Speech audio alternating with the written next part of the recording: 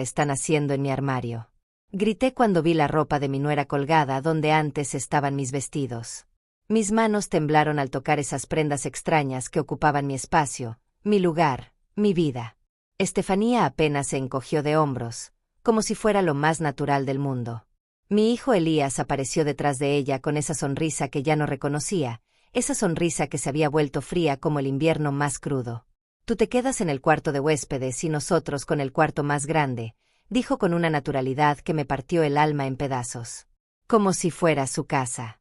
Como si yo fuera la invitada en el hogar que construí con mis propias manos, con el sudor de 40 años de trabajo en la fábrica textil, levantándome cada madrugada a las 5 para llegar puntual al turno de las 6. Me quedé ahí parada, con 73 años a cuestas, viendo cómo mi propia sangre me convertía en una extraña en mi propio hogar. El cuarto donde dormí con su padre durante 30 años, donde lo cuidé cuando estuvo enfermo con esa tos que nunca se fue, donde lloré cuando se fue para siempre dejándome sola con las deudas y un hijo adolescente que criar. Ahora era de ellos, como si nunca hubiera sido mío. «Leonilda, no hagas drama», me dijo Estefanía mientras acomodaba sus zapatos caros en el lugar donde guardaba mis medicinas para la presión. «Es solo por unos días, hasta que arreglemos nuestro departamento». Sus labios se curvaron en esa sonrisa falsa que había aprendido a odiar. Pero yo sabía que era mentira. Hacía 6 meses que habían llegado con sus 2 maletas, diciendo que era temporal. 6 meses viendo cómo poco a poco se adueñaban de cada rincón de mi casa, como invasores silenciosos. La casa que compré sola después de que enviudé. La casa por la que trabajé dobles turnos, saltándome comidas, comiendo frijoles y arroz durante años para pagar cada dólar de la hipoteca. La casa donde crié a Elías cuando su padre nos dejó con deudas que parecían montañas y promesas rotas como cristales en el suelo. Recordé esas noches cuando llegaba del trabajo con los pies hinchados, las manos manchadas de tinte, y encontraba a mi hijo haciendo tareas en la mesa de la cocina. Cómo me sonreía cuando le llevaba un vaso de leche tibia antes de dormir. Cómo me abrazaba cuando tenía pesadillas y me decía que era la mejor mamá del mundo. ¿Dónde se había ido ese niño? ¿Cuándo se había convertido en este hombre que me miraba como si fuera un obstáculo en su camino hacia la comodidad? «Pero mamá, tú ya no necesitas tanto espacio», agregó mi hijo mientras tomaba mis fotografías familiares del tocador con dedos que ya no temblaban por respeto hacia mí. Sus dedos mancharon el cristal del marco donde estaba la foto de su graduación, esa foto que tomé con tanto orgullo después de vender mi anillo de bodas, el único recuerdo valioso de mi matrimonio, para pagarle la universidad que ahora usaba para justificar su ingratitud. No dije nada. No pude. Las palabras se me quedaron atoradas en la garganta como cuando era niña y mi padre me gritaba por cualquier cosa. Esa sensación de pequeñez, de no valer nada, de ser invisible, regresó como una bofetada después de tantos años de creerme libre de esos fantasmas del pasado. Recogí mis cosas en silencio, con las manos que temblaban de rabia contenida. Mis vestidos viejos pero dignos, los que había planchado con tanto cuidado cada domingo. Mis zapatos gastados pero limpios, los únicos que podía permitirme con mi pensión. Mis cremas baratas pero que olían a esperanza, a mañanas mejores. Todo en una bolsa de plástico, como si fuera basura. Como si mi vida entera fuera algo que se puede empacar y guardar en cualquier rincón sin importance. El cuarto de huéspedes olía a humedad y olvido, a años de no ser habitado más que por las visitas ocasionales que ya no venían. La cama era más pequeña, incómoda, con un colchón que se hundía en el centro. La ventana daba al callejón trasero donde los gatos peleaban por comida entre la basura, donde los borrachos del barrio gritaban a altas horas. No como mi cuarto, que daba al jardín que planté con mis propias manos, donde crecían las rosas que cuidaba cada mañana antes del café. Esa primera noche no pude dormir ni un minuto. Escuchaba las risas que venían de mi antiguo cuarto, las voces que planeaban cambios en mi casa como si fuera un proyecto de renovación gratuito. Hablaban de pintar las paredes de colores modernos, de cambiar los muebles que había comprado con tanto sacrificio, de hacer reformas costosas. Con mi dinero, por supuesto. Con la pensión que me había costado 40 años de madrugadas y dolores de espalda conseguir. A las 3 de la madrugada bajé a la cocina, descalza sobre el piso frío que conocía de memoria. Necesitaba un té de manzanilla, algo que calmara esta rabia que me crecía en el pecho como una planta venenosa que amenazaba con ahogarme. Pero hasta en mi propia cocina me sentía intrusa, fuera de lugar. Los platos estaban en lugares diferentes, las especias reorganizadas según los gustos de Estefanía, como si mis 40 años cocinando en esa cocina no valieran nada. En el refrigerador había una nota pegada con un imán nuevo que no reconocía. Lista de gastos de la casa, escrita con la letra perfecta de mi nuera. Mi nombre aparecía como responsable de pagar la luz, el agua, el gas, la comida, incluso el internet que ellos usaban todo el día. Como si fuera mi obligación mantener a 2 adultos sanos que habían decidido vivir como parásitos de mi trabajo y mi sacrificio. Esa madrugada, sentada en mi cocina convertida en territorio ajeno, con el té amargo entre mis manos arrugadas, tomé una decisión que cambiaría todo. No iba a ser la anciana invisible que se deja pisotear por su propia familia. No iba a ser el fantasma de mi propia vida, vagando por los rincones de una casa que construí con lágrimas y sudor. 63 años tenía cuando enviudé, cuando el mundo me dijo que ya no servía para nada. 10 años siendo independiente, fuerte, dueña de mi destino, demostrándole a todos que una mujer sola puede salir adelante. No iba a permitir que me convirtieran en una carga, en un obstáculo, en algo que se puede mover de un lado a otro según la conveniencia de otros. La dignidad no se negocia, me había dicho mi madre antes de morir. Y yo había perdido la mía esa tarde, cuando permití que me echaran de mi propio cuarto como a un perro viejo que ya no sirve para nada. Pero las cosas iban a cambiar. Oh sí, las cosas iban a cambiar muy pronto, y de una manera que ninguno de ellos esperaba. 40 años trabajé en esa fábrica textil. 40 años levantándome antes del amanecer, cuando la ciudad aún dormía y las calles estaban vacías como promesas rotas. Mis manos conocían cada máquina, cada sonido, cada vibración de esas agujas que cosían sueños ajenos mientras los míos se deshacían como hilos viejos. Tenía 18 años cuando entré por primera vez a esa fábrica. Era apenas una niña que había dejado la escuela para ayudar en casa, porque mi padre decía que las mujeres no necesitaban estudiar, que nuestro destino era casarnos y tener hijos. Pero la vida tiene formas crueles de reírse de nuestros planes. Me casé con Roberto cuando tenía 20 años. Era un hombre bueno, trabajador, que me prometió una casa propia y una vida mejor.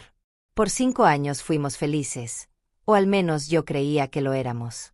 Hasta que llegó Elías, mi pequeño milagro que cambió todo. Roberto comenzó a beber después del nacimiento de nuestro hijo, como si la responsabilidad de ser padre fuera una carga demasiado pesada para sus hombros débiles. Las noches se volvieron largas y silenciosas. Roberto llegaba tarde, oliendo alcohol y excusas baratas. Yo fingía dormir mientras él se tambaleaba por la casa, derribando muebles, maldiciendo su suerte. Por las mañanas, cuando se iba a trabajar, yo limpiaba los vidrios rotos y las manchas de cerveza, como si pudiera borrar también la vergüenza que sentía por dentro. Cuando Elías tenía 5 años, Roberto se fue una mañana y nunca regresó. Dejó una nota sobre la mesa de la cocina, junto a las facturas sin pagar y las promesas incumplidas. «No puedo más con esta vida», decía la nota. «Cuida bien al niño». Como si yo no hubiera estado cuidándolo sola desde que nació. Me quedé con un hijo pequeño, una casa alquilada que no podía pagar, y un trabajo en la fábrica que apenas alcanzaba para sobrevivir. Las noches se volvieron aún más largas, llenas de cuentas por pagar y decisiones que una mujer de 25 años no debería tomar sola. Pero no me rendí. Nunca me rendí. Tomé turnos dobles en la fábrica, trabajé los fines de semana, acepté trabajos extras cosiendo ropa en casa después de mis 8 horas de turno. Mis dedos sangraban de tanto coser, mis ojos ardían bajo la luz amarillenta de la lámpara vieja, pero seguí adelante porque tenía una razón para hacerlo: mi hijo. Recuerdo las noches cuando Elías hacía sus tareas en la mesa de la cocina mientras yo cosía a su lado. Me preguntaba por qué su papá no vivía con nosotros, por qué otros niños tenían juguetes nuevos y él debía conformarse con los usados que compraba en el mercado de pulgas. Yo le decía que éramos un equipo, que juntos podíamos con todo, que el dinero no importaba si teníamos amor. Le mentí. El dinero sí importaba. Importaba cuando necesitaba zapatos nuevos y yo tenía que elegir entre comprarlos o pagar la luz. Importaba cuando se enfermaba y no podía llevarlo al médico privado porque no tenía seguro. Importaba cuando otros niños se burlaban de su ropa remendada y él llegaba a casa llorando. Pero nunca se lo dije. Nunca le permití ver mi desesperación, mis lágrimas silenciosas en la ducha, mis noches sin dormir haciendo cuentas que nunca cuadraban. Para él, yo siempre fui fuerte, siempre tuve las respuestas, siempre pude arreglar cualquier problema con un beso y una sonrisa. Cuando Elías cumplió 10 años, logré ahorrar suficiente dinero para dar el enganche de esta casa. Era pequeña, necesitaba reparaciones, pero era nuestra. El día que firmé los papeles, con mis manos temblorosas de emoción, sentí que finalmente había logrado algo importante. Le di a mi hijo lo que Roberto nunca pudo darle: un hogar estable, una dirección permanente, raíces. Trabajé el doble para pagar la hipoteca. Cada dólar que entraba tenía un destino: la casa, la comida, la escuela de Elías. No había lugar para caprichos, para vacaciones, para los vestidos bonitos que veía en los escaparates. Mi vida se reducía a trabajar, cocinar, limpiar y dormir. Pero era mi vida, construida con mis propias decisiones y mi propio esfuerzo. Cuando Elías llegó a la preparatoria, comenzó a avergonzarse de mí. De mis manos ásperas por el trabajo, de mi ropa sencilla, de nuestra casa modesta. Sus amigos tenían padres profesionales, madres que no trabajaban en fábricas, casas con jardines grandes y carros nuevos. Yo era un recordatorio constante de lo que él no tenía, de la vida que consideraba inferior. Pero siguió siendo mi niño cuando necesitaba algo. Cuando quería ir a excursiones escolares, cuando necesitaba dinero para libros, cuando soñaba con ir a la universidad. Entonces volvía a ser el niño que me abrazaba y me decía que era la mejor mamá del mundo. Entonces yo vendía mis pocas joyas, trabajaba horas extras, me saltaba comidas para darle lo que pedía. La universidad fue mi mayor sacrificio. Elías quería estudiar administración en una universidad privada, cara, prestigiosa. Mamá, es mi futuro, me decía con esos ojos que había heredado de su padre. Si no estudio ahí, nunca voy a conseguir un buen trabajo. Y yo, tonta de mí, le creí. Vendí mi anillo de bodas, el único recuerdo valioso de mi matrimonio. Pedí préstamos que sabía que me costaría años pagar. Trabajé 3 trabajos diferentes: la fábrica de día, limpiando oficinas de noche y cosiendo ropa los fines de semana. Dormía 4 horas por noche, vivía a base de café y determinación. Pero lo logré. Mi hijo se graduó con honores, consiguió un trabajo bien pagado, se casó con una mujer de buena familia. Yo pensé que finalmente había llegado mi recompensa, que los años de sacrificio habían valido la pena. Pensé que tendría una vejez tranquila, rodeada del cariño de mi hijo agradecido. ¡Qué tonta fui! ¡Qué ingenua y tonta! El Elías que se graduó ya no era mi niño. Era un hombre que se avergonzaba de sus orígenes, que prefería no mencionar cómo había pagado sus estudios, que visitaba mi casa cada vez menos. Su esposa Estefanía nunca ocultó que me consideraba una campesina ignorante, aunque fuera demasiado educada para decirlo directamente. Durante años viví sola en esta casa, la casa que había comprado para él, que había llenado de recuerdos y esperanzas. Elías venía los domingos, si acaso, siempre con prisa, siempre con una excusa para irse temprano. Estefanía sonreía con cortesía forzada y miraba mi humilde hogar como si fuera contagioso. Hasta hace 6 meses, cuando llegaron con sus maletas y sus problemas económicos. El trabajo bien pagado había terminado, el departamento caro ya no podían pagarlo, las tarjetas de crédito estaban al límite. Necesitaban un lugar donde quedarse, temporalmente, por supuesto. Y yo, con el corazón lleno de esperanza, pensé que finalmente tendría de vuelta a mi hijo. Que podríamos recuperar el tiempo perdido, que me demostraría el agradecimiento que había estado esperando todos estos años. Pero en lugar de gratitud, encontré desprecio. En lugar de respeto, encontré invasión. En lugar del hijo que había criado con amor, encontré a un extraño que me trataba como si le debiera algo, como si mantenerlo fuera mi obligación y no su vergüenza. Ahora, sentada en este cuarto de huéspedes que olía a humedad, recordaba cada sacrificio, cada noche sin dormir, cada dólar que había gastado en su futuro. Y me preguntaba si había valido la pena crear a un monstruo tan hermoso y tan cruel. La mañana siguiente desperté antes del amanecer, como había hecho durante 40 años. Pero esta vez no fue por obligación, sino por una extraña sensación de propósito que no había sentido en meses. Mientras la casa dormía en silencio, me vestí con mi mejor vestido, el negro que había comprado para el funeral de Roberto y que guardaba para ocasiones especiales. Hoy era una ocasión especial, aunque ellos aún no lo sabían. Preparé café en silencio, sin encender las luces de la cocina. El aroma familiar me tranquilizó mientras organizaba mis pensamientos como si fueran hilos en una máquina de coser. Cada acción que tomaría hoy tenía que ser precisa, calculada, definitiva. A las 7 en punto, Elías bajó a desayunar como siempre, esperando encontrar su café servido y su desayuno preparado. Se detuvo en seco cuando me vio sentada a la mesa, completamente vestida y arreglada, bebiendo mi café con calma. ¿Ya te vas a trabajar, mamá?, preguntó con esa voz somnolienta que me recordaba al niño que había sido. Pero ya no había ternura en esa pregunta, solo la expectativa de que siguiera siendo su sirvienta gratuita. Ya no trabajo, hijo. Me jubilé hace 5 años. ¿Recuerdas? Le respondí con una sonrisa que no llegaba a mis ojos. Hoy tengo algunas diligencias que hacer. Cosas importantes. Estefanía apareció envuelta en la bata que había encontrado en mi armario, como si fuera suya. Sus ojos se entrecerraron al verme arreglada tan temprano. Había algo en mi actitud que la ponía nerviosa, aunque no supiera exactamente qué. ¿Qué tipo de diligencias?, preguntó con esa desconfianza que siempre mostraba cuando yo hacía algo fuera de mi rutina de cocinera y limpiadora. Como si no tuviera derecho a tener una vida más allá de servirles. Cosas de la casa, respondí vagamente mientras terminaba mi café. Papeles que revisar, personas que ver. Ya saben cómo son estas cosas cuando uno envejece. Mentí con la naturalidad de quien ha aprendido que la verdad es un lujo que no siempre podemos permitirnos. Pero por primera vez en meses, esa mentira me dio poder en lugar de vergüenza. Después del desayuno, que preparé por última vez sin saberlo ellos, salí de la casa con mi bolso negro y mis zapatos de domingo. En el autobús, mientras veía pasar las calles que conocía de memoria, repasé mi plan. Simple, limpio, legal.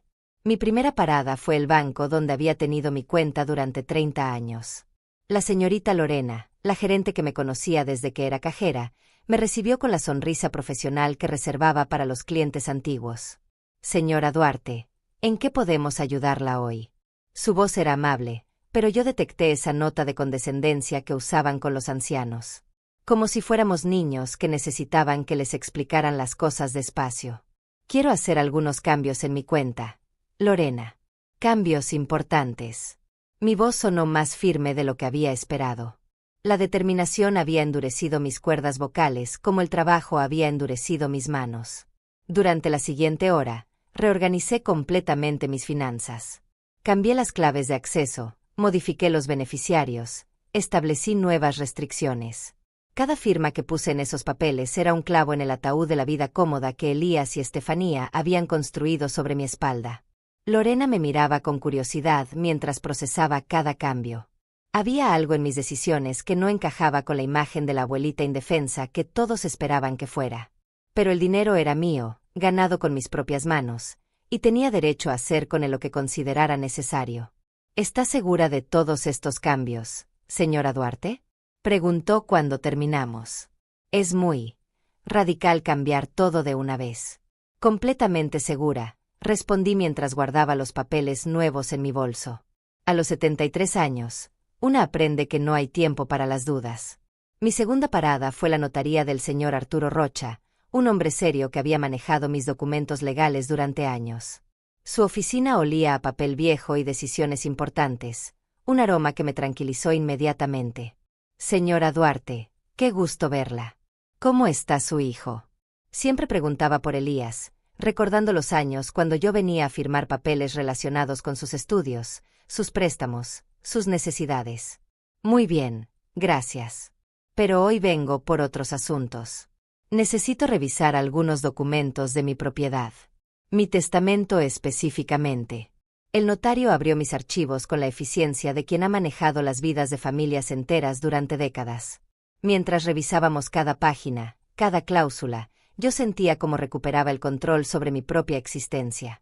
¿Quiere hacer algún cambio específico?, preguntó mientras señalaba las secciones donde Elías aparecía como único heredero de la casa, del dinero, de todo lo que había construido con mi vida. Algunos cambios, sí. Cambios que reflejen mejor mis intenciones actuales. No era venganza lo que sentía, sino justicia.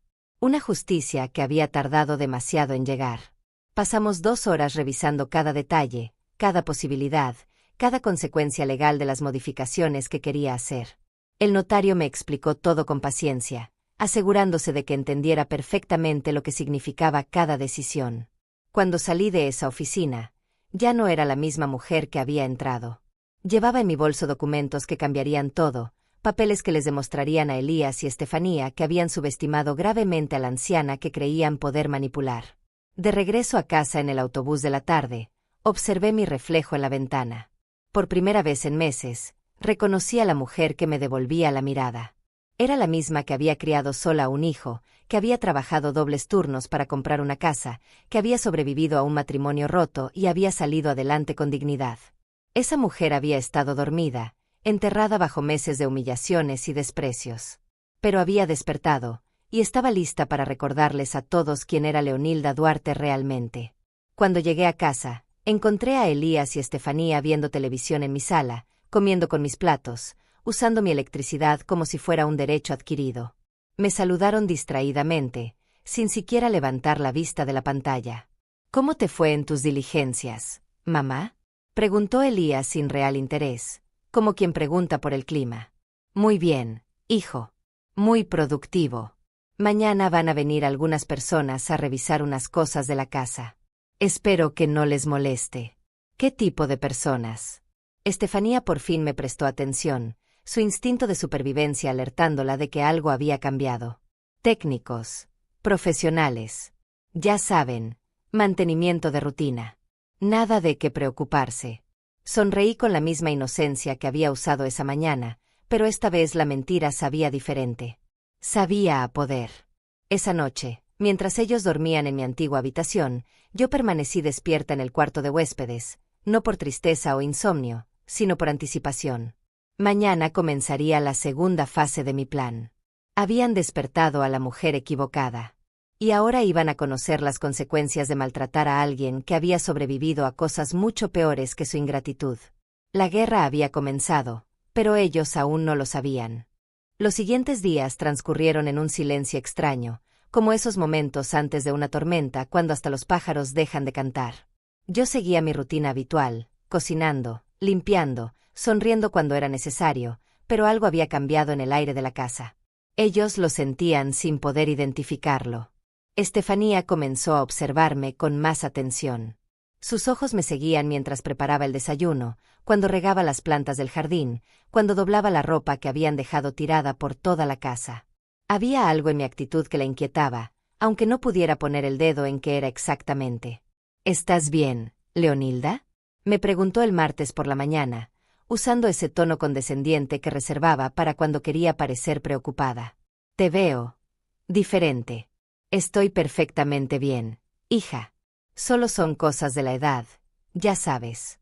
A veces una se siente más reflexiva». Le sonreí mientras servía el café que había preparado con especial cuidado esa mañana. «Todo está muy bien. Pero nada estaba como antes». El miércoles llegó el primer visitante que había anunciado. Un hombre joven con maletín y papeles, que se presentó como representante de la compañía eléctrica. Necesitaba revisar el medidor y algunos documentos relacionados con la cuenta. Elías estaba en casa, buscando trabajo en Internet, cuando sonó el timbre. Lo escuché hablar con el técnico desde la cocina, donde yo preparaba almuerzo con calma fingida. «Mi mamá está en la cocina», escuché que decía Elías. «Pero yo manejo todos los asuntos de la casa. ¿En qué puedo ayudarlo?».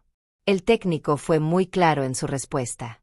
«Necesito hablar específicamente con la señora Leonilda Duarte.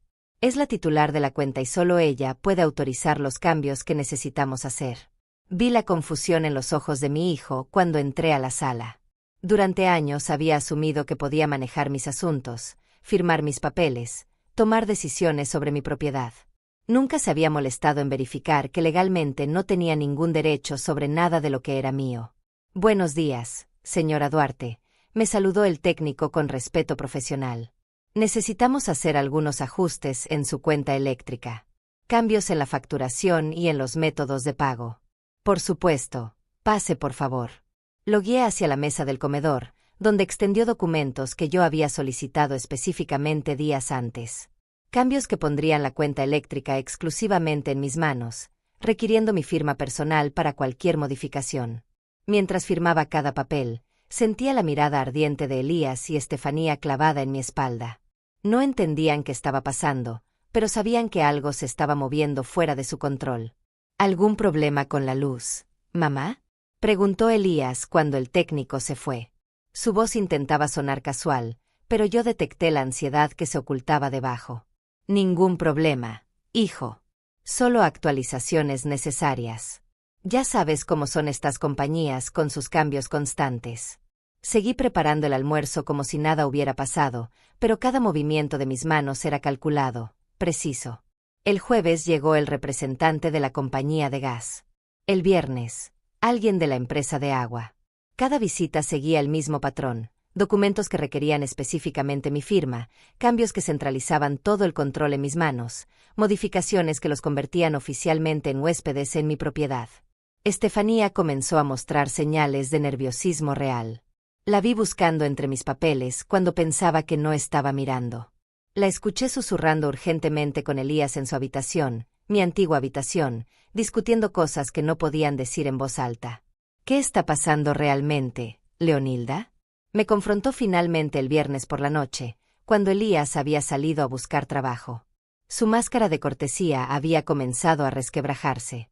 Todos estos visitantes, todos estos papeles. ¿Qué estás tramando? No estoy tramando nada, Estefanía. Solo estoy poniendo mis asuntos en orden. Una mujer de mi edad debe ser responsable con sus propiedades. Mi voz era suave, pero había acero debajo de la seda. Ella me estudió como si fuera un rompecabezas que no podía resolver. La viejita sumisa que había estado maltratando durante meses había desaparecido, reemplazada por alguien que no reconocía. Alguien que tenía secretos y planes propios. No me gusta esto, murmuró más para sí misma que para mí. No me gusta nada de esto. Lo siento que te sientas así, respondí mientras recogía los platos de la cena. Pero esta es mi casa, y yo decido cómo manejar mis asuntos. Fue la primera vez en meses que había pronunciado esas palabras. Mi casa. El efecto fue inmediato. Estefanía se puso rígida, sus ojos brillaron con una mezcla de rabia y miedo. Finalmente estaba entendiendo que el juego había cambiado. Cuando Elías regresó esa noche, lo encontré esperándolo en la sala. Había llegado el momento de la primera conversación real que tendríamos en meses. Ya no podía seguir posponiendo lo inevitable.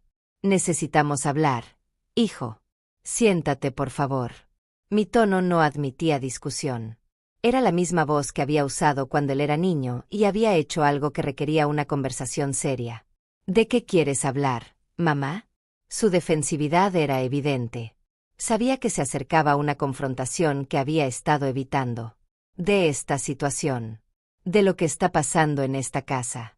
De los cambios que van a venir. Mantuve mis manos quietas en mi regazo, pero mi voz se mantuvo firme. ¿Qué cambios? ¿De qué hablas? Pero sus ojos ya lo sabían. Los hijos siempre saben cuando han ido demasiado lejos, cuando han empujado a sus padres más allá del límite de la paciencia. Hablo de respeto, Elías. De gratitud. De recordar quién sacrificó todo para que tuvieras la vida que tienes ahora. Las palabras salieron con calma, pero cada una pesaba como una piedra. Mamá, no sé de qué hablas. Nosotros te respetamos. Su voz se desvaneció cuando vio mi expresión. Mentir se había vuelto tan natural para el que ya ni siquiera se daba cuenta de cuando lo hacía. ¿Me respetan? ¿Echarme de mi propia habitación es respeto? ¿Tratarme como sirvienta en mi propia casa es respeto? ¿Usar mi dinero sin pedir permiso es respeto? Mi voz subió ligeramente, pero mantuve el control. El silencio que siguió fue denso, cargado de todas las verdades que habíamos estado evitando. Estefanía apareció en las escaleras. Claramente había estado escuchando, lista para defender su territorio. Es temporal, mamá. Ya te dijimos que es temporal. La voz de Elías sonaba hueca, incluso para él mismo. 6 meses no es temporal, hijo. 6 meses de tratarme como un fantasma en mi propia casa no es temporal. Mi corazón latía fuerte, pero mi determinación era más fuerte. Esa noche, después de que se fueron a dormir, yo me quedé despierta en el cuarto de huéspedes, no por tristeza sino por anticipación. Los documentos en mi bolso eran como armas cargadas, esperando el momento perfecto para ser usadas. Habían tenido su oportunidad de tratarme con dignidad. Habían elegido el desprecio. Ahora iban a aprender que despertar a la mujer equivocada tiene consecuencias que nunca imaginaron. El lunes llegaría la fase más importante de mi plan. Y para entonces, ya sería demasiado tarde para que cambiaran de opinión. El lunes por la mañana desperté con una claridad mental que no había sentido en años. Era como si todas las piezas de mi vida finalmente hubieran encontrado su lugar correcto. Mientras me vestía con mi mejor ropa, escuchaba los ruidos familiares de Elías y Estefanía despertando en mi antigua habitación, ajenos a lo que este día les traería. A las 9 en punto sonó el timbre. Yo estaba esperando con mi bolso en la mano, completamente preparada. Elías abrió la puerta y se encontró con un hombre mayor, elegantemente vestido, que llevaba un maletín de cuero gastado y una expresión seria que hablaba de décadas manejando asuntos legales importantes. Buenos días. Busco a la señora Leonilda Duarte. Soy el licenciado Leonardo Nava, su abogado. Tenemos una cita programada. Las palabras cayeron sobre mi hijo como agua fría. ¿Abogado? ¿Desde cuándo mi madre tenía abogado? Sus ojos se movieron rápidamente entre el licenciado y yo, buscando una explicación que yo no estaba dispuesta a darle todavía. Buenos días, licenciado Nava. Lo estaba esperando. Mi voz sonó tranquila, profesional, como si tener reuniones con abogados fuera parte de mi rutina semanal. Pasemos a la sala, por favor. Estefanía apareció en las escaleras, envuelta en mi bata, con el cabello despeinado y los ojos hinchados de sueño. Pero se despertó completamente cuando vio al abogado instalándose en nuestra sala como si fuera su oficina. ¿Qué está pasando aquí?, preguntó con esa voz aguda que usaba cuando las cosas no iban según sus planes. ¿Quién es esta persona? El licenciado Nava me miró pidiendo permiso para hablar. Yo asentí levemente, disfrutando del poder de controlar la información por primera vez en meses. Soy el representante legal de la señora Duarte. Estamos aquí para discutir algunos asuntos importantes relacionados con esta propiedad y otros temas legales. Su tono era formal, pero firme. Un profesional acostumbrado a manejar situaciones delicadas. ¿Qué tipo de asuntos legales? Elías se había acercado, intentando proyectar autoridad, pero su voz traicionaba su nerviosismo.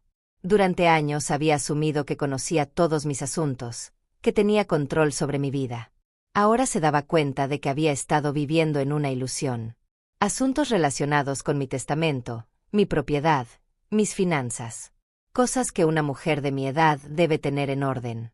Mantuve mi voz neutra, como si estuviéramos discutiendo el clima. El licenciado abrió su maletín con movimientos precisos y sacó una carpeta gruesa llena de documentos. Durante la siguiente hora, revisamos cada detalle de mi nueva situación legal. Los cambios que había hecho, las protecciones que había establecido, las consecuencias de cada decisión. Elías y Estefanía se sentaron en el sofá como espectadores en su propio juicio, escuchando mientras su mundo cómodo se desmoronaba documento por documento. Cada página que el abogado explicaba era otro clavo en el ataúd de la vida parasitaria que habían construido sobre mi trabajo. La casa está exclusivamente a nombre de la señora Duarte, explicó el licenciado mientras señalaba los papeles de la propiedad. Cualquier cambio, venta o transferencia requiere únicamente su autorización. No hay cotitulares ni beneficiarios automáticos. Pero yo soy su hijo, protestó Elías débilmente. Tengo derechos. Legalmente, usted es un adulto independiente sin derechos automáticos sobre la propiedad de su madre. Su residencia aquí depende completamente del consentimiento de la propietaria. El abogado habló sin emoción, exponiendo hechos legales como si fueran el pronóstico del tiempo. Vi cómo el rostro de Estefanía se puso pálido mientras comprendía las implicaciones. Habían estado viviendo bajo la ilusión de que esta casa era parcialmente suya, que tenían algún derecho adquirido por ser familia. La realidad legal era muy diferente. En cuanto a las finanzas, continuó el licenciado, la señora Duarte ha establecido nuevos controles sobre todas sus cuentas. Los pagos automáticos han sido cancelados, las tarjetas adicionales han sido anuladas, y cualquier transacción mayor requiere su autorización personal. ¿Qué significa eso exactamente?, preguntó Estefanía, aunque su voz sugería que ya sabía la respuesta. Significa que ya no pueden usar mi dinero como si fuera suyo, respondí directamente por primera vez en la conversación. Significa que cada dólar que se gaste en esta casa será autorizado por mí. El silencio que siguió fue ensordecedor. Durante meses habían vivido como señores feudales en mi propiedad, gastando mi dinero en sus caprichos, tratándome como servidumbre. Ahora la realidad los golpeaba como un mazo. También hemos preparado un nuevo testamento, agregó el abogado mientras sacaba otro conjunto de documentos. Las disposiciones anteriores han sido modificadas sustancialmente. ¿Modificadas cómo? La voz de Elías era apenas un susurro. Finalmente entendía que su herencia automática, que había dado por sentada durante años, estaba en peligro. Eso será discutido en privado con mi cliente. El licenciado cerró la carpeta con finalidad. Por ahora, es suficiente que entiendan que la situación legal ha cambiado completamente. Después de que el abogado se fue, la casa quedó sumida en un silencio tenso. Elías y Estefanía se miraban como si acabaran de descubrir que vivían sobre un volcán activo. Yo me serví una taza de té y me senté en mi silla favorita, la que había recuperado esa mañana sin decir una palabra. «Mamá, tenemos que hablar», dijo finalmente Elías. Su tono había cambiado completamente. Ya no había condescendencia ni autoridad asumida. Había respeto forzado y miedo mal disimulado. «Ya hablamos, hijo. El sábado pasado. Te dije que necesitábamos discutir sobre respeto y gratitud. Aparentemente no me escuchaste». Tomé un sorbo de mi té, saboreando tanto el líquido caliente como el momento. No entendíamos que las cosas estaban tan formales. Estefanía intentó sonar conciliadora, pero su voz traicionaba su pánico. «Pensábamos que éramos familia». «Somos familia», respondí calmadamente. «Pero familia no significa que puedan tratarme como su sirvienta personal mientras viven gratis en mi casa y gastan mi dinero». Esa tarde, mientras ellos susurraban urgentemente en la cocina, yo llamé a mi hermana Justina. No habíamos hablado en meses, principalmente porque Elías y Estefanía habían dejado claro que las visitas no eran bienvenidas en su espacio. «Leonilda, qué sorpresa escucharte», dijo Justina con genuina alegría. «¿Cómo están las cosas por allá?» «Están cambiando, hermana. Están cambiando mucho». Le conté brevemente sobre los últimos días, sobre las decisiones que había tomado, sobre la nueva realidad que había establecido en mi propia casa. «Era hora, Leonilda. Era hora de que les enseñaras quién manda ahí». Su apoyo me llenó de calidez. Siempre había sabido que mi hermana entendía lo que estaba pasando, pero había estado demasiado avergonzada para admitir cómo me estaban tratando. Esa noche, durante la cena, la tensión era tan espesa que se podía cortar con cuchillo. Elías y Estefanía comían en silencio, lanzándome miradas furtivas como si yo fuera una bomba a punto de explotar. Finalmente, Estefanía reunió el valor para hablar. «Leonilda, tal vez podríamos llegar a algún acuerdo. Algún arreglo que funcione para todos». «Ya tenemos un arreglo», respondí sin levantar la vista de mi plato. «Ustedes viven en mi casa, usan mis servicios, y me tratan con el respeto que merezco. Es muy simple». La miré directamente a los ojos por primera vez en meses. La mujer que me había echado de mi propia habitación como si fuera basura ahora me pedía negociar desde una posición de debilidad total. El poder había cambiado de manos, y todos lo sabíamos. Los días siguientes fueron como caminar sobre cristales rotos. Cada movimiento en la casa estaba cargado de tensión, cada palabra medida cuidadosamente. Elías y Estefanía habían entendido que el juego había cambiado, pero aún no habían aceptado completamente las nuevas reglas. Intentaron ser amables conmigo, lo cual era casi cómico después de meses de desprecio. Estefanía comenzó a preguntarme cómo había dormido por las mañanas, con una sonrisa forzada que no llegaba a sus ojos. Elías empezó a ofrecerse para ayudar con las tareas de la casa, como si pudiera borrar meses de tratarme como sirvienta con unos pocos gestos calculados. Pero yo había aprendido a leer entre líneas. Los escuchaba susurrar en su habitación hasta altas horas de la madrugada, planeando algo que creían que me devolvería a mi lugar de víctima silenciosa. No sabían que el miedo había sido reemplazado por una determinación fría como el acero. El miércoles por la mañana llegó la primera prueba real de mis nuevas medidas de seguridad. Elías se acercó a mí mientras yo regaba las plantas del jardín, con esa sonrisa que solía usar cuando era niño y quería algo especial. «Mamá, necesitamos hablar sobre un pequeño problema financiero». Su voz intentaba sonar casual, pero yo podía escuchar la desesperación debajo de cada palabra. «Hay algunas cuentas que necesitamos pagar urgentemente». «¿Qué tipo de cuentas?». Pregunté sin dejar de regar mis rosas. Mantuve mi tono neutral, pero por dentro sentía una mezcla de tristeza y satisfacción. Tristeza por lo que mi hijo se había convertido, satisfacción por haber anticipado exactamente esta conversación. Bueno, la tarjeta de crédito que usamos para gastos de la casa. Y algunos pagos atrasados de nuestro departamento anterior. Nada grave, solo necesitamos unos $800 para ponernos al día. $800. Una cantidad que para él era nada grave, pero que para mí representaba casi la mitad de mi pensión mensual. Dinero que había ganado con 40 años de trabajo duro, que él quería usar para cubrir sus irresponsabilidades financieras. ¿Y esperabas que yo pagara eso? Le pregunté directamente, girándome para mirarlo a los ojos. Por primera vez en meses, fue él quien desvió la mirada. Bueno, siempre quiero decir, pensé que tal vez. Su confianza se desmoronaba palabra a palabra. Durante años había dado por sentado que mi dinero era su dinero, que mis recursos estaban automáticamente disponibles para sus problemas. ¿Siempre qué, Elías? ¿Siempre he sido tu banco personal? ¿Siempre he estado obligada a rescatarte de tus malas decisiones? Mi voz se mantuvo calmada, pero había hierro en cada palabra. No es eso, mamá.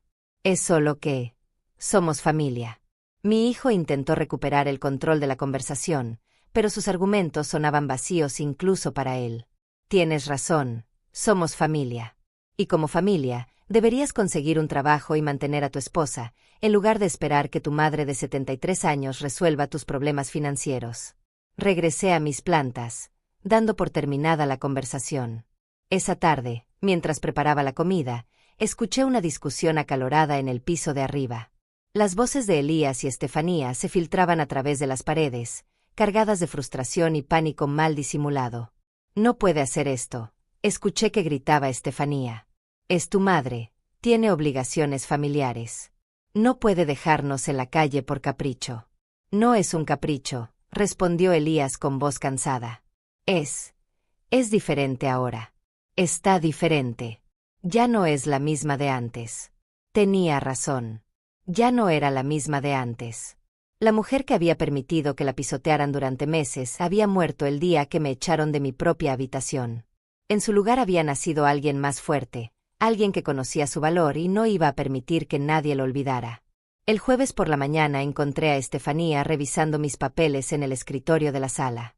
Había esparcido documentos por toda la mesa, claramente buscando algo que pudiera usar en su favor. Cuando me vio, trató de esconder lo que estaba haciendo, pero era demasiado tarde. ¿Buscabas algo específico? Pregunté con una calma que la puso más nerviosa que si hubiera gritado. Solo estaba organizando. Pensé que tal vez necesitabas ayuda con tus papeles. Su mentira era tan obvia que casi me dio lástima. Pero la lástima era un lujo que ya no podía permitirme. Mis papeles están perfectamente organizados. Gracias. Y en el futuro, prefiero que no los toques sin mi permiso. Comencé a recoger los documentos, notando cuáles había estado revisando. Facturas de servicios, estados de cuenta, el testamento anterior. Estaba buscando vulnerabilidades, formas de recuperar el control que habían perdido. Estefanía se quedó ahí parada, viéndome guardar cada papel con movimientos deliberados. Por primera vez desde que había llegado a mi casa, parecía pequeña, vulnerable. La mujer arrogante que me había echado de mi propia habitación ahora temblaba ante la posibilidad de perder su refugio cómodo. Leonilda, nosotros, no queremos problemas. Su voz se quebró ligeramente. Solo necesitamos un poco de tiempo para reorganizarnos. Han tenido 6 meses de tiempo, Estefanía. 6 meses viviendo gratis mientras yo pagaba todo. ¿Qué han hecho con ese tiempo además de tratarme como su empleada doméstica? Mi pregunta quedó flotando en el aire como humo tóxico. El viernes llegó el momento que había estado esperando. El licenciado Nava volvió, esta vez con documentos finales que requerían mi firma. Documentos que establecerían de manera definitiva e irrevocable mi autoridad sobre cada aspecto de mi propiedad. Elías y Estefanía observaron desde las escaleras mientras yo firmaba papel tras papel. Cada firma era como un candado más en la puerta de su mundo cómodo. Cada rúbrica eliminaba a otra de sus fantasías sobre derechos que nunca habían tenido. Esto completa el proceso, señora Duarte, dijo el abogado mientras guardaba los documentos en su maletín. Sus instrucciones han sido ejecutadas completamente. Ahora tiene control total sobre su situación. Gracias, licenciado. No sabe cuánto significa esto para mí. Y era verdad. Por primera vez en meses, me sentía dueña de mi propia vida otra vez. Después de que el abogado se fue, la casa quedó sumida en un silencio pesado. Elías bajó lentamente las escaleras, como un hombre caminando hacia su propia ejecución. Mamá, necesitamos encontrar una solución. Su voz había perdido toda su arrogancia anterior. Ya no era el hombre que me había echado de mi habitación con tanta frialdad. Era un niño asustado que finalmente entendía que había ido demasiado lejos. La solución es simple, hijo. Consigues trabajo, tratas a tu madre con respeto, y contribuyes económicamente a esta casa. O te vas y vives tu vida como el adulto independiente que se supone que eres. Pero no tenemos a dónde ir, susurró Estefanía desde las escaleras. Deberían haber pensado en eso antes de tratarme como si fuera invisible en mi propia casa. Mi respuesta fue fría, pero justa. Habían tenido múltiples oportunidades de cambiar su comportamiento. Habían elegido el desprecio. Esa noche, mientras cenábamos en silencio, pude ver cómo procesaban su nueva realidad. El mundo cómodo que habían construido sobre mi humillación se había derrumbado completamente. Ahora tenían que decidir si estaban dispuestos a cambiar realmente o si preferían mantener su orgullo y enfrentar las consecuencias. Pero algo me decía que aún no habían tocado fondo. Que harían un último intento desesperado por recuperar el control que habían perdido. Y yo estaría lista para ellos. El fin de semana pasó en una calma tensa, como esos momentos antes de que estalle una tormenta eléctrica. Elías y Estefanía habían dejado de intentar convencerme con palabras dulces y sonrisas falsas.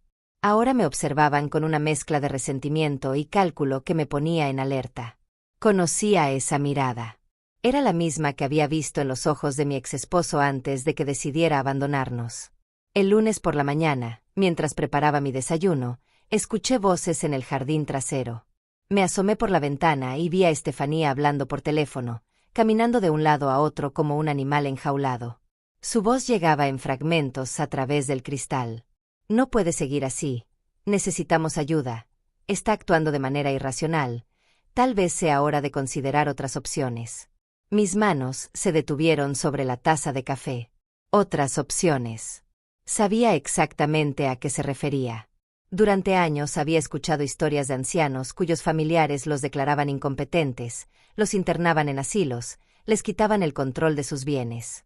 Historias que siempre me habían parecido lejanas, imposibles.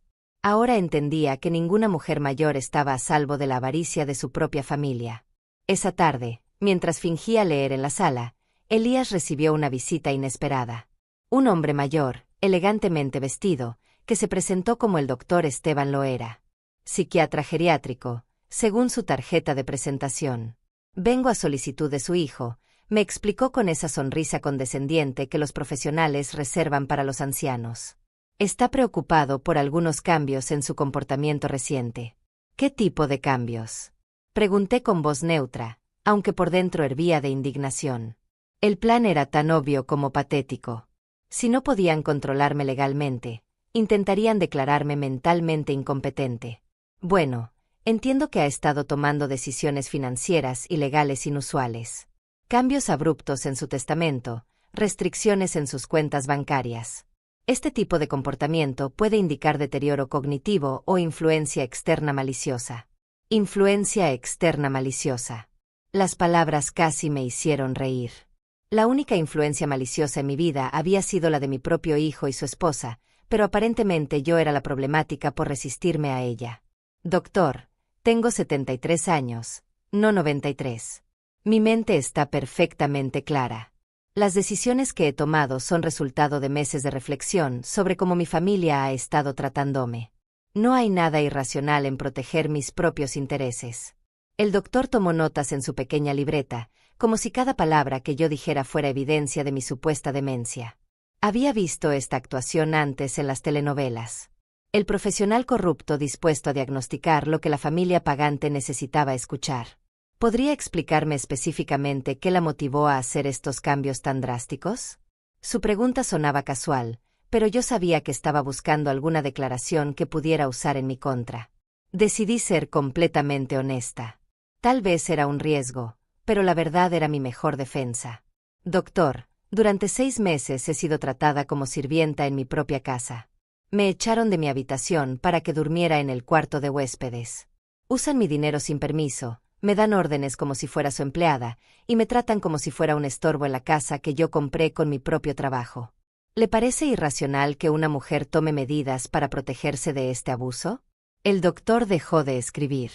Mi respuesta había sido demasiado coherente, demasiado específica, demasiado racional para apoyar un diagnóstico de demencia. Pero no se rindió fácilmente. A veces, cuando las personas mayores se sienten aisladas o incomprendidas, pueden malinterpretar las acciones bien intencionadas de sus familiares. Su hijo me asegura que solo querían cuidarla y hacerle la vida más fácil. ¿Echarme de mi propia habitación era cuidarme? ¿Usar mi dinero sin permiso era hacerme la vida más fácil? Doctor, con todo respeto, creo que necesita hablar con otras personas antes de formar una opinión sobre mi estado mental. Le di los nombres y números de mi hermana Justina, de mi médico de cabecera, del licenciado Nava, incluso de algunos vecinos que conocían mi situación. Si quería evaluar mi competencia mental, tendría que hacer un trabajo completo, no solo escuchar la versión sesgada de mi hijo. El doctor se fue sin el diagnóstico que Elías había esperado. Pero yo sabía que esto era solo el primer round de una batalla más grande. No se rendirían tan fácilmente. Esa noche, durante la cena, la tensión era tan espesa que se podía cortar con cuchillo. Elías me miraba con una mezcla de frustración y algo que parecía sorpresa. Tal vez finalmente estaba entendiendo que la madre sumisa que había dado por sentada ya no existía. El doctor dice que estás bien, murmuró finalmente, como si le molestara admitirlo. Por supuesto que estoy bien. Siempre he estado bien. El problema nunca fue mi mente. Elías. El problema es que ustedes se acostumbraron a pisotearme y no les gusta que haya decidido levantarme. Estefanía dejó escapar un suspiro de frustración. Todo esto es ridículo. Somos tu familia. Solo queremos lo mejor para ti. Si quisieran lo mejor para mí, me habrían tratado con respeto desde el primer día. Si quisieran lo mejor para mí, habrían conseguido trabajo en lugar de vivir como parásitos de mi pensión. Si quisieran lo mejor para mí, nunca habrían intentado declararme loca para robarme mis propiedades. El miércoles por la mañana descubrí su siguiente movimiento. Encontré a Estefanía en la cocina, hablando susurradamente por teléfono con alguien que claramente era un abogado diferente. Estaba preguntando sobre procesos de tutela, sobre cómo invalidar testamentos de personas mayores, sobre los derechos de los hijos cuando los padres toman decisiones irracionales. Cuando me vio, colgó rápidamente el teléfono. Pero ya había escuchado suficiente. Ahora estaban buscando formas legales de quitarme el control de mi propia vida. El amor filial había sido completamente reemplazado por la avaricia. Esa tarde hice una llamada al licenciado Nava. Le conté sobre la visita del psiquiatra, sobre la conversación telefónica que había escuchado, sobre todos los intentos de mis propios familiares de declararme incompetente para robar mi patrimonio.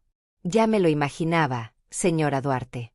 Es un patrón muy común cuando las personas mayores comienzan a proteger sus intereses. Pero no se preocupe. Los documentos que hemos preparado incluyen protecciones específicas contra este tipo de maniobras. ¿Qué tipo de protecciones?, pregunté, sintiendo una mezcla de alivio y curiosidad. Evaluaciones médicas independientes, declaraciones de competencia mental firmadas por múltiples profesionales, cláusulas específicas que invalidan cualquier intento de anular sus decisiones basándose en presunta incompetencia. Hemos construido una fortaleza legal alrededor de su autonomía. El jueves por la mañana llegó el golpe final de su campaña desesperada. Estefanía había invitado a su hermana Elda, una mujer que siempre me había despreciado por mi origen humilde. Llegó con aires de superioridad moral, como si viniera a rescatar a una anciana confundida de sus propias decisiones. Leonilda, estoy muy preocupada por ti, me dijo con esa voz melosa que usan las personas falsas. Estefanía me ha contado sobre los cambios extraños que has estado haciendo. ¿No crees que tal vez estás siendo un poco precipitada? No hay nada precipitado en proteger mis propios intereses, Elda. Y no recuerdo haberte dado permiso para opinar sobre mis decisiones personales. Mi respuesta fue directa, sin rastro de la cortesía fingida que había mantenido durante años. Pero querida, a tu edad es fácil ser manipulada por personas sin escrúpulos. Tal vez alguien te está llenando la cabeza con ideas equivocadas sobre tu familia. La ironía era tan grande que casi me hizo reír. Ella hablaba de manipulación mientras participaba activamente en un plan para quitarme el control de mi vida. Hablaba de personas sin escrúpulos mientras defendía a quienes habían vivido 6 meses como parásitos de mi trabajo. Elda, agradezco tu preocupación, pero mi mente está perfectamente clara. Las únicas personas que han intentado manipularme son las que están en esta sala. Y ya no voy a permitirlo. Esa noche, después de que Elda se fuera con las manos vacías, me senté en mi silla favorita y reflexioné sobre lo lejos que habían estado dispuestos a llegar. Habían intentado declararme loca, invalidar mis decisiones, quitarme mi autonomía. Todo por dinero. Todo por mantener su vida cómoda a costa de mi dignidad. Pero habían subestimado a la mujer con la que estaban lidiando. Y ahora era mi turno de enseñarles qué significaba realmente quedarse sin opciones. El viernes por la mañana desperté con una claridad absoluta sobre lo que tenía que hacer. Durante toda la semana había observado cómo Elías y Estefanía escalaban sus intentos de controlarme, desde la manipulación emocional hasta los profesionales corruptos y las alianzas familiares. Había llegado el momento de la jugada final. Me vestí con especial cuidado esa mañana. Mi mejor vestido negro, los zapatos que había comprado para ocasiones importantes, el collar de perlas falsas que había sido un regalo de Roberto antes de que todo se fuera al infierno. Si iba a cambiar mi vida para siempre, lo haría con dignidad. Elías y Estefanía desayunaron en silencio, lanzándome miradas nerviosas. Podían sentir que algo había cambiado en el aire de la casa, pero no sabían exactamente qué. Yo mantuve mi expresión neutral mientras planeaba cada movimiento del día que cambiaría todo para siempre. A las 10 en punto salí de la casa sin decir a dónde iba. Los escuché susurrar urgentemente detrás de mí, preguntándose qué estaría tramando ahora. Si hubieran sabido la verdad, habrían salido corriendo detrás de mí suplicando perdón. Mi primera parada fue el banco. Lorena me recibió con la sonrisa profesional de siempre, pero pude ver curiosidad en sus ojos cuando pedí hablar con el gerente general. Durante la siguiente hora, tomé la decisión más radical de mi vida. Quiero liquidar todas mis cuentas, le dije al gerente, un hombre mayor que había manejado mis ahorros durante décadas. Todo. Cuentas de ahorro, inversiones, certificados de depósito. Quiero convertir todo en efectivo. Señora Duarte, ¿está segura? Esa cantidad de dinero en efectivo no es muy segura. ¿No prefiere transferirlo a otra institución? Su preocupación parecía genuina, pero yo había tomado mi decisión. Completamente segura.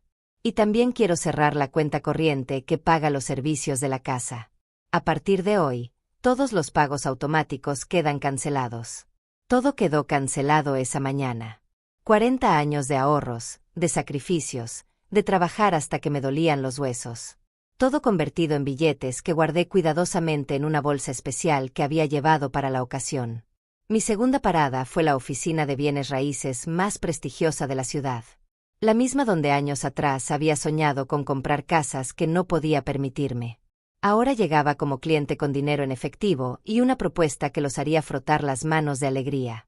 Quiero vender mi casa, le dije a la gente, una mujer joven y ambiciosa que inmediatamente se interesó cuando mencioné que tenía prisa y estaba dispuesta a aceptar ofertas por debajo del precio de mercado. ¿Tiene alguna urgencia particular, señora Duarte?, preguntó mientras revisaba los documentos de mi propiedad que había traído. Digamos que he decidido que es hora de hacer cambios en mi vida. Grandes cambios. Y no quiero que nada ni nadie me impida tomarlos. Mi respuesta debe haber sonado misteriosa, pero en el mundo de bienes raíces, el dinero rápido no requiere explicaciones detalladas. En 3 horas había firmado un contrato de venta con una empresa que compraba propiedades para desarrollo comercial. El precio era 30% menos del valor real de mercado, pero incluía una cláusula de cierre en 10 días y pago inmediato. Exactamente lo que necesitaba. Cuando regresé a casa esa tarde, encontré a Elías y Estefanía esperándome en la sala como padres preocupados esperando a un adolescente rebelde. Sus caras de ansiedad casi me dieron lástima. Casi. ¿Dónde estuviste todo el día? Preguntó Estefanía con esa voz aguda que usaba cuando estaba al borde de los nervios. Estábamos preocupados. Arreglando algunos asuntos pendientes, respondí mientras me quitaba los zapatos y me sentaba en mi silla favorita. Cosas que debería haber hecho hace mucho tiempo. ¿Qué tipo de asuntos? Elías se acercó, como si pudiera leer mis secretos en mi expresión. Su instinto le decía que algo grande había pasado, pero no podía imaginar qué. Asuntos relacionados con mi futuro. Con nuestro futuro. En realidad. Dejé que la ambigüedad los torturara un poco más. Después de meses de incertidumbre emocional, era justo que ellos sintieran un poco de ansiedad. Esa noche preparé la cena más elaborada que había hecho en semanas. Pollo guisado como le gustaba a Elías cuando era niño, arroz con vegetales, frijoles negros, incluso un postre simple. Si iba a ser nuestra última cena juntos, al menos sería memorable. Durante la comida, mantuve una conversación normal, preguntando sobre sus planes de trabajo, comentando sobre las noticias, actuando como si no hubiera pasado nada extraordinario. Pero podía ver cómo me observaban, buscando pistas sobre qué había hecho durante mi día misterioso. Después de lavar los platos, me senté con ellos en la sala. Era hora de la conversación que había estado posponiendo durante semanas. Necesito decirles algo importante, comencé con voz calmada. Algo que va a cambiar todo para nosotros. Los vi intercambiar miradas nerviosas. Finalmente llegaba el momento que habían estado temiendo, pero no de la manera que esperaban. He tomado una decisión sobre esta casa. Una decisión final. Mi voz se mantuvo firme, sin rastro de duda o vacilación. ¿Qué tipo de decisión? La voz de Elías era apenas un susurro. La vendí. Esta mañana firmé los papeles. La casa será transferida a los nuevos propietarios la próxima semana. El silencio que siguió fue tan completo que se podía escuchar el tic-tac del reloj de la cocina. ¿Vendiste la casa? Estefanía fue la primera en encontrar su voz, aunque sonaba como si estuviera hablando desde el fondo de un pozo. ¿Sin consultarnos? Es mi casa, Estefanía. Mía. No necesito consultar con nadie para vender mi propia propiedad. La tranquilidad en mi voz contrastaba dramáticamente con el pánico que comenzaba a apoderarse de sus rostros. ¿Pero dónde vamos a vivir? Elías se había puesto pálido como un fantasma. Por primera vez en meses, parecía realmente asustado. Yo ya tengo planes. Ustedes tendrán que hacer los suyos. Les di una semana para encontrar otro lugar. Es más tiempo del que me dieron a mí cuando me echaron de mi propia habitación. Mamá, no puedes hacer esto. No puedes dejarnos en la calle. La voz de Elías se quebró ligeramente. El hombre arrogante que me había tratado como sirvienta durante meses se había convertido en un niño asustado. No los estoy dejando en la calle, Elías. Los estoy liberando de la carga de cuidar a una madre que aparentemente los molesta tanto. Ahora pueden vivir sus vidas sin tener que soportar a la anciana que los mantiene. ¿Y el dinero de la venta? ¿Mi herencia? Su pregunta reveló lo que realmente le importaba. No el hogar familiar, no los recuerdos, sino el dinero que había esperado heredar automáticamente. ¿Tu herencia? Elías, la herencia es lo que se deja cuando alguien muere. Yo estoy muy viva, y he decidido usar mi dinero para vivir la vida que me merezco. Una vida donde me traten con respeto y dignidad. Esa noche, mientras ellos susurraban desesperadamente en su habitación, haciendo llamadas telefónicas frenéticas a familiares y amigos, yo empaqué mis pocas pertenencias valiosas. Fotografías, algunos documentos importantes, la ropa que realmente necesitaba. Todo cabía en 2 maletas pequeñas. 40 años de vida reducidos a 2 maletas. Pero por primera vez en meses, cada objeto que empaqué era realmente mío, elegido por mí, libre de las demandas y expectativas de otros. Al amanecer del sábado, mientras ellos aún dormían, salí silenciosamente de la casa que había sido mi hogar durante décadas. En mi bolso llevaba el efectivo de la venta, más dinero del que había tenido nunca en mi vida. En mi corazón llevaba algo aún más valioso, mi dignidad recuperada. La guerra había terminado. Y yo había ganado de la única manera que importaba, recuperando mi propia vida. 3 meses han pasado desde que salí de esa casa con mis 2 maletas y mi dignidad recuperada. Mientras escribo estas líneas, Estoy sentada en la terraza de un pequeño apartamento que alquilé en la costa, donde el sonido del mar me acompaña cada mañana y nadie me trata como si fuera invisible. Esa primera semana después de vender la casa fue la más liberadora de mi vida. Elías me llamó desesperadamente durante días, alternando entre súplicas y amenazas, entre promesas de cambio y acusaciones de crueldad. Estefanía incluso intentó involucrar a otros familiares, pintándome como una anciana cruel que había abandonado a su propia sangre. Pero ya no me importaba lo que pensaran los demás. Por primera vez en 73 años, mis decisiones eran completamente mías.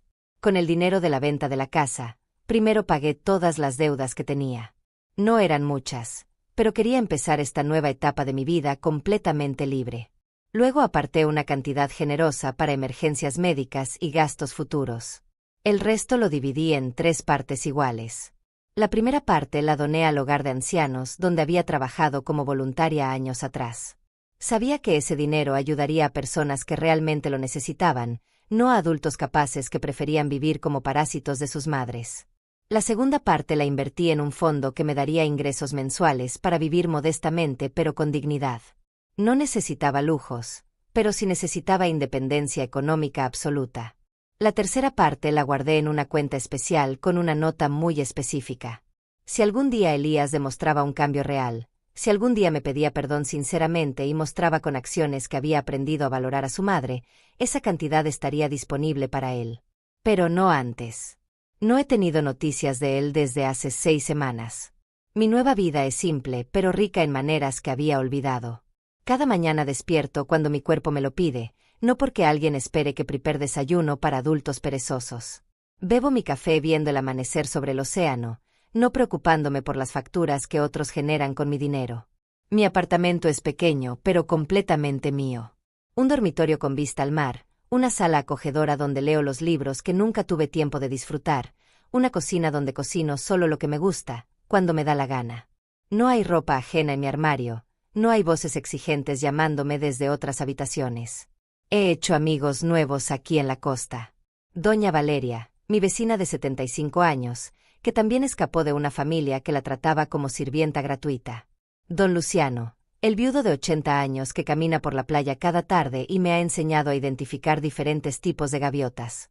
María Elena, la dueña de la panadería local, que siempre me guarda los mejores panes dulces porque dice que tengo cara de mujer que merece cosas buenas. Todos ellos me han escuchado contar mi historia sin juzgarme, sin decirme que debería perdonar y olvidar, sin insistir en que la familia es lo más importante. Ellos entienden que a veces la familia puede ser lo más tóxico en nuestras vidas, y que liberarse de esa toxicidad no es crueldad, sino supervivencia. La semana pasada recibí una llamada de mi hermana Justina. Me contó que Elías había ido a buscarla, preguntando por mi paradero, queriendo saber si yo había dejado algo para él en algún lado. No parecía preocupado por mi bienestar, sino por la posibilidad de que hubiera dinero que aún pudiera reclamar. También me contó que él y Estefanía habían tenido que mudarse a un departamento pequeño en las afueras de la ciudad. Que finalmente había conseguido un trabajo, aunque no le gustaba.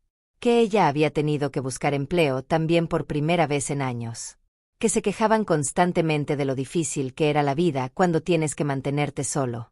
Sentí una punzada de algo que podría haber sido lástima, pero no arrepentimiento. Habían tenido 6 meses de oportunidades para tratarme con respeto y dignidad. Habían elegido la explotación y el desprecio. Las consecuencias de esas decisiones no eran mi responsabilidad. Por las tardes, cuando camino por la playa, pienso en los 40 años que trabajé para darle a mi hijo una vida mejor. En las noches que me salté comidas para que él pudiera comer bien. En los trabajos extras que tomé para pagarle la universidad. En todos los sacrificios que hice creyendo que estaba invirtiendo en amor y gratitud futuros. No me arrepiento de haber sido una buena madre. Me arrepiento de haber permitido que mi bondad fuera confundida con debilidad. Me arrepiento de haber aceptado migajas de respeto cuando merecía un banquete de dignidad. Algunas noches, cuando el viento del mar es especialmente fuerte, imagino que escucho la voz de Roberto, mi difunto esposo. No el Roberto que me abandonó, sino el que me amó cuando éramos jóvenes. Y me parece escucharlo decir que finalmente hice lo correcto, que finalmente me puse a mí misma primero. He aprendido que no es egoísta proteger tu propia dignidad, que no es cruel establecer límites con personas que te lastiman, aunque sean familia. Que no es demasiado tarde para empezar una nueva vida, incluso a los 73 años.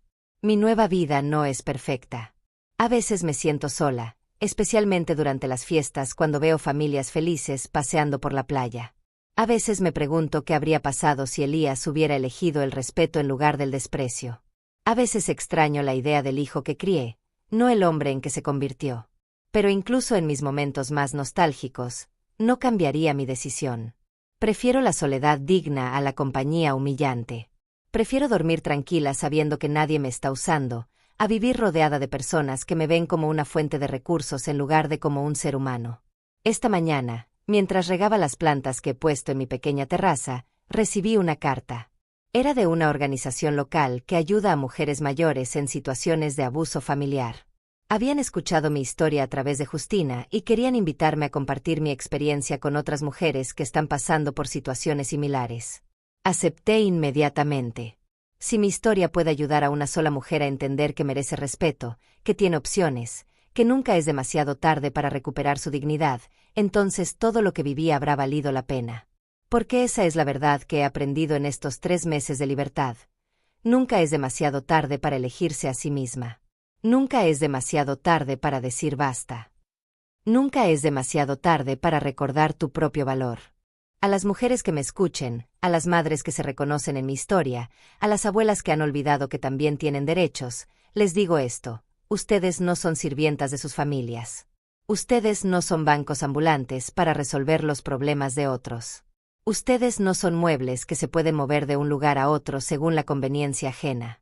Ustedes son seres humanos con dignidad, con valor, con derecho a ser tratadas con respeto en sus propios hogares. Y si su familia no entiende eso, entonces tal vez sea hora de encontrar una nueva definición de familia. Una que incluya solo a las personas que las valoran realmente. Prefiero dormir bajo las estrellas que vivir en una mansión sin respeto. Prefiero comer pan sola que banquetes rodeada de desprecio. Prefiero la honestidad dolorosa a las mentiras cómodas. Y si eso me convierte en la villana de la historia de mi hijo, que así sea. Prefiero ser la villana de su historia que la víctima de la mía. Gracias por escuchar mi historia. Y si alguna vez han sentido algo parecido, sepan que no están solas. Sepan que siempre hay opciones, aunque sean difíciles. Sepan que su dignidad vale más que la comodidad de cualquier otra persona. Porque al final del día, la única persona con la que tienen que vivir para siempre son ustedes mismas. Y esa persona merece respeto, amor y dignidad. Especialmente